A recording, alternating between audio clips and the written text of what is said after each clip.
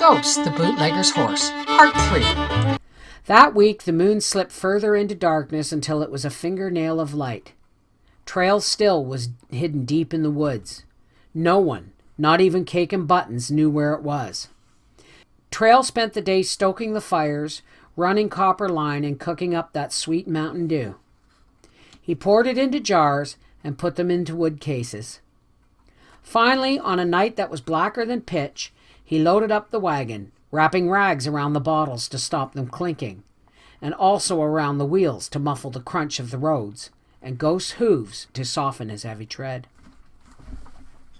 For some reason, Trail felt extra cautious. He didn't know why, but there was something in the air that he couldn't quite put a finger on. Ghost sensed his nervousness as they headed out of the lane. He swiveled his ears, scanning the dark woods around him. His nostrils flared for any strange scent, and his eyes were wide and shining, on the watch for movement as they traveled the back roads. It was so quiet, Trail could hear his own breathing. They descended slowly when the silence was disturbed by the unfamiliar sound of an engine.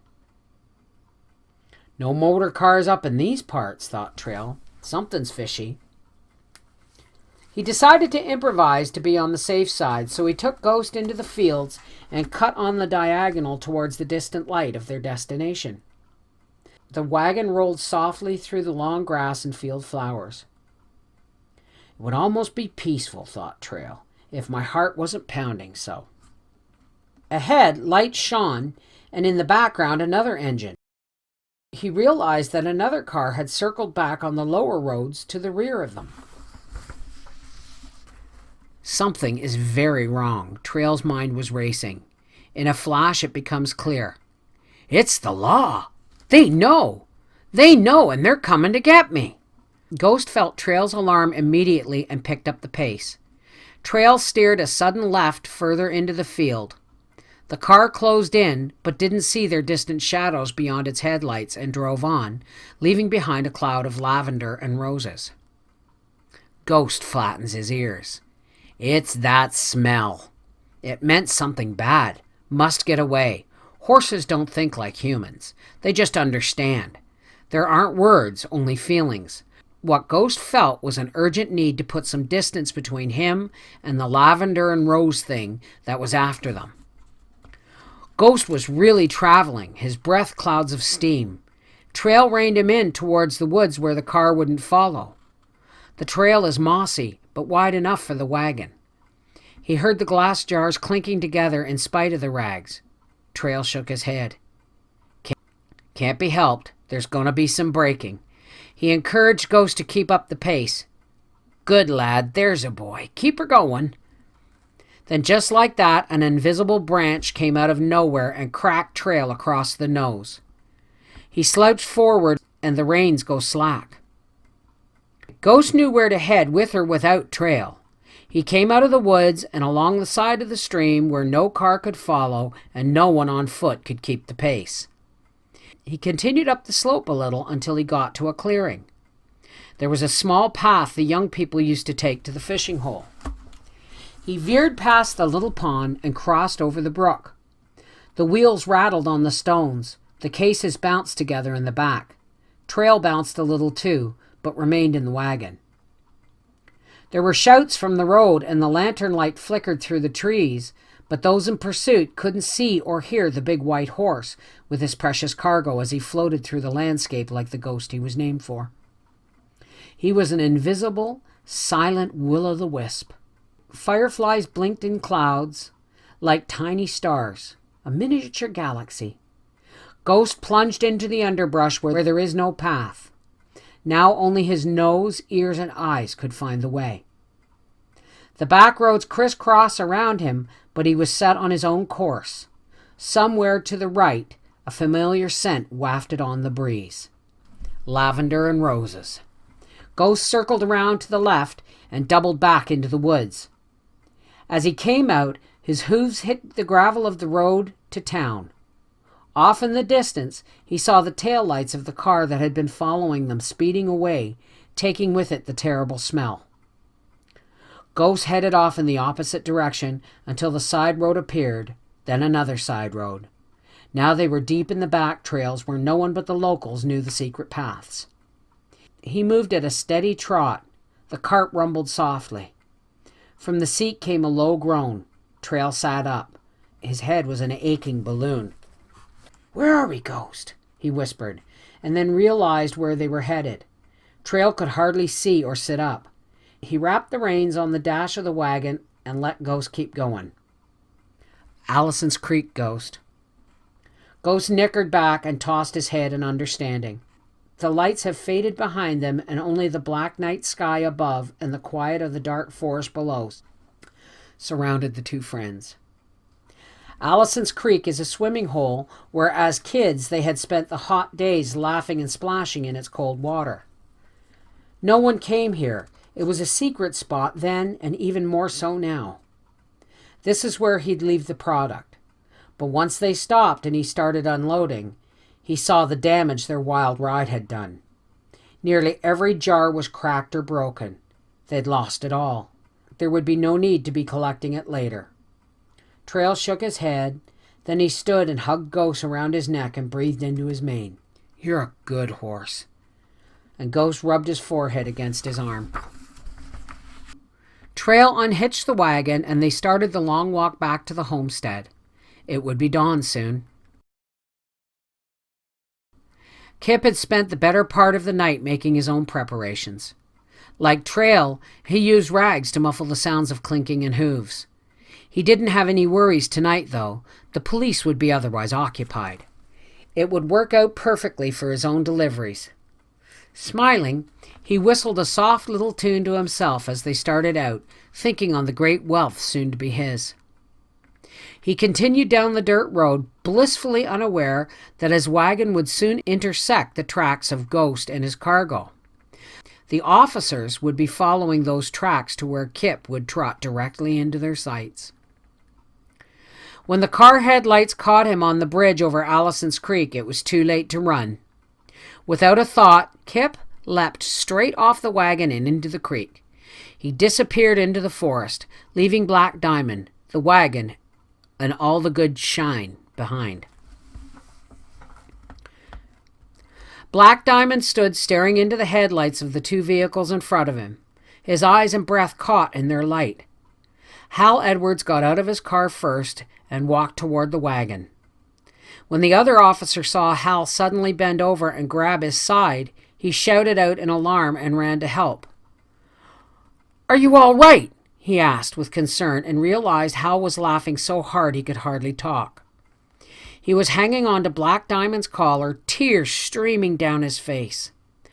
"Oh, Lord, oh, Lord, oh, Lord," Hal gasped. He stepped into his own trap.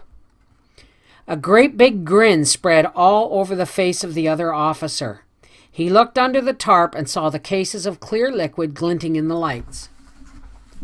"Hey, here's the stuff." Yes, that's it," panted Hal, shaking his head and still laughing. "Guess our night panned out okay, but where did he go?" asked the other officer, shining a light into the woods. "Never mind. He's not important. If he shows up, we'll book him. And in the meantime, we have this to show for our efforts. Leave the car. We'll come back later to get it. Take the wagon with the goods in it to town." Hal rubbed Black Diamond's neck and stroked his ears.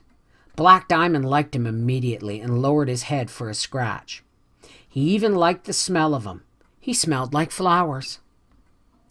The officer climbed into the wagon to drive everything back. "What should I do with the horse?" Hal smiled.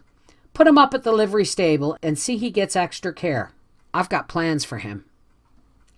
"Well, he's a fine-looking animal," the other said, and clucked his tongue to Black Diamond, who leaned into the traces without hesitation, and off they went, bottles clinking down the road. Hal, still laughing, watched them till the night swallowed them up, and he got into his car and drove slowly after them. Kip had seen it all from under the cover of darkness. My blasted luck. He knew he didn't have much time to waste. There was nothing to do but try and put some miles between here and wherever he was headed. He ran through the bush and followed the rocky path back to his place. Once there, he grabbed a few things. the bit of cash hidden in his mattress, his shotgun, a heel of bread, and what was left of some venison. He took a last look at his rough lodging and shrugged his shoulders. Well, that's it, I guess. Then, like a fox, he slipped silently away down the far side of the mountain, using only the paths that the deer had made. He would be safe. He knew he'd manage, but his plan, his brilliant plan, had gone up in smoke. It's not fair, he fairly sobbed, and with the only few possessions he had from the cabin, the clothes on his back and boots on his feet, he ran through the dark forest. He walked for miles, sometimes camping, sometimes he'd shoot a squirrel, sometimes he'd knock at the door of a lone farmhouse and chop wood for breakfast. One day he lucked out hitching a ride north with a stonemason. For a long, long time no one knew where Kip had gone or what happened to him. It was just light when Trail arrived home. Hetty had been up since the early hours and was feeding the chickens when she saw him walking up the road. There was Ghost, but no wagon. As he got closer, she could see the red welt across the bridge of his nose. His shirt was torn, and Ghost had burdock and brambles in his mane. She ran toward them and put her arms around Trail. "Are you all right?"